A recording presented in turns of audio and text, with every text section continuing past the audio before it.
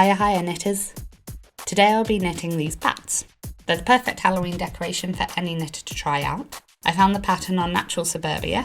It suggested to make these with a double knit yarn on 4mm needles, however I had some spare black Parade super chunky yarn from Countess Ablaze in my yarn box. So I'm going to pair these with HiyaHiya 10mm bamboo DPNS and see what they come out like. I could have used some of our interchangeable tips to do this project too, but I felt the DPNs in 6 inches would be just about right. So to start with, you want to cast on 2 stitches and knit the first 2 rows. Row 3, knit until the end, and then knit into the front and back of the last stitch, increasing it.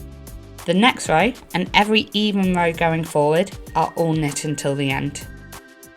So row 5 and 7, knit until the end of the row, then knit front and back, increasing your stitches. Row 9, increase 1 stitch, knit to the end, increase 1 stitch on the end. Row 11, knit across the entire row, increasing the last stitch. Row 13, knit 2 together, knit across the row and increase the last stitch. Row 15, increase 1 stitch, knit across the row, knit 2 together at the end. Row 17, knit 2 together, knit across to the end and knit the last 2 stitches together. Row 19 and 21, increase your first stitch, knit to the end, increase your last stitch. Row 23, knit your row, knit your last 2 stitches together. Row 25, knit 2 together, knit the row, knit 2 together. 27, knit 2 together, knit until the end of the row.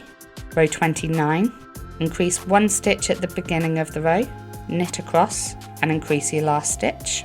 Row 31, decrease your first stitch, knit across the row and increase your last stitch. Row 33, increase 1 stitch at the start, knit across your row, decrease your last stitch. Row 35, knit across the row, decrease the last stitch.